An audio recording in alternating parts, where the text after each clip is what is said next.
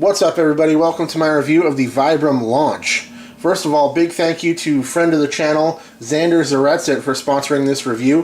Xander is a viewer, subscriber. He's always got a lot of positive things to say in the comments and reached out to me and sent me this beautiful disc to test and review, so I appreciate his support. He also wanted me to post this video on behalf of and kind of give a shout out to the Vibram Collector. So go check out the Vibram Collector's channel in the description below if you're into the Vibram discs. I really like this thing. It was a lot of fun testing it. Let's get into the review of the Vibram launch.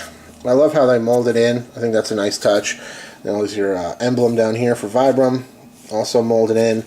And yeah, it's got like a kind of a granite or marble countertop type look to it, which I think looks real nice. On the bottom, you got a bunch of useful information. Again, launch. Here's a little flight chart, which I think is nice. I honestly think more manufacturers should look into this as an option instead of the number system.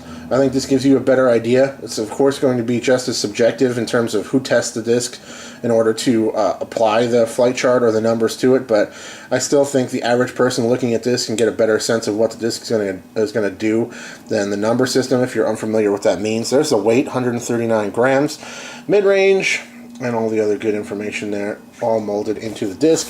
So I love the fact that you never have to wonder what this disc might be. You know exactly what it is.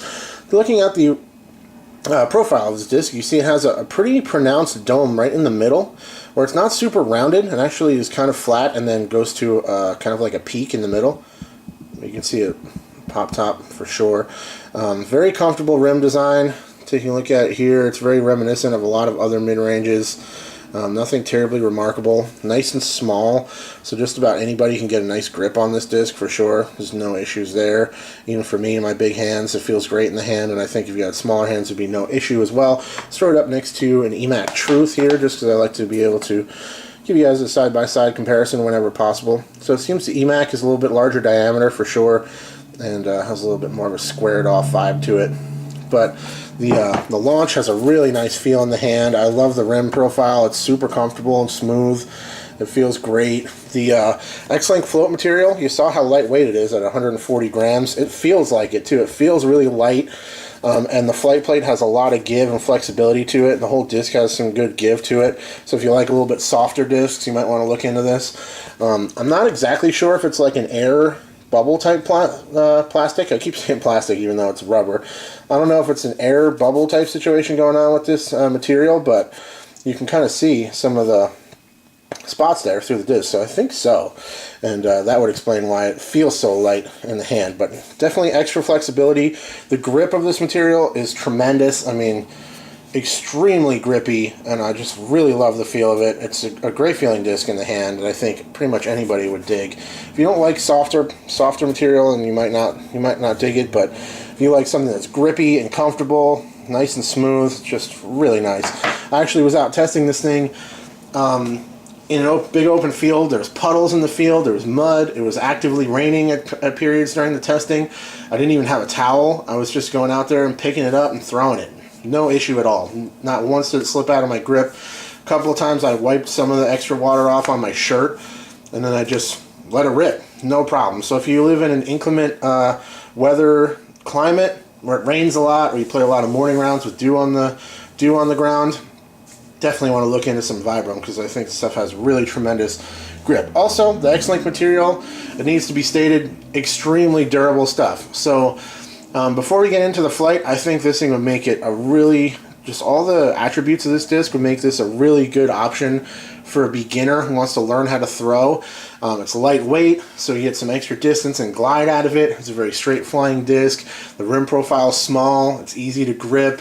The grip is tremendous, so you don't have to worry about it slipping out of your hand too much. And it's nice and soft, has some give under the hand. The rim's small, so even younger folks could get people with smaller hands can get a nice grip on it with no issue. And it's extremely durable, so it's going to hold on to those flight characteristics for a long time. So as a one-disc option to get out there and learn the game, I think this would be a tremendous choice for that. In flight, it's just a really straight flying disc. Time and time again, throughout my testing of it, I would just see it stand up and just carry on a super straight line. Maybe kind of veer right for some period of time, depending on how much power and the release I put on it. It would veer to the right for some degree, but it would never like really flip over completely on me. Even throwing on some gentle anhydrous, it would move soft right, finish back flat, or finish to the right all the way, but it's not a dramatic flyer in any direction. It likes to really hold a straight line overall, so even if you're a little bit off with your release, it's going to mostly go straight for me and my testing. Thrown down on a hyzer, it'll stand up and just fly super straight with a gentle finish to the end of the flight, and it's just a really intuitive point and shoot straight flying disc. I think if you live close to water, the float aspect of this could be very beneficial. At least you'll know where the disc is if you want to swim out to get it, or you have a retrieval device or something. If it's not on the bottom in the mud, you'll have a better chance of getting it back most likely, so the floating aspect is nice. And also, just I really like the flexibility and the lightweight. It doesn't seem flippy based on the fact that it's so light. It still seems to fly very controllably and accurately, so it just has a little bit extra glide and it will float in water. Just a really solid disc. Actually, this is not something that was on my radar, and I appreciate Xander reaching out to me to send it out, because I'm happy to have it as part of my playlist. Thanks to Xander. Shout out to the Vibram Collector. Thanks to all you guys for watching. I'll check you all very soon. Cheers.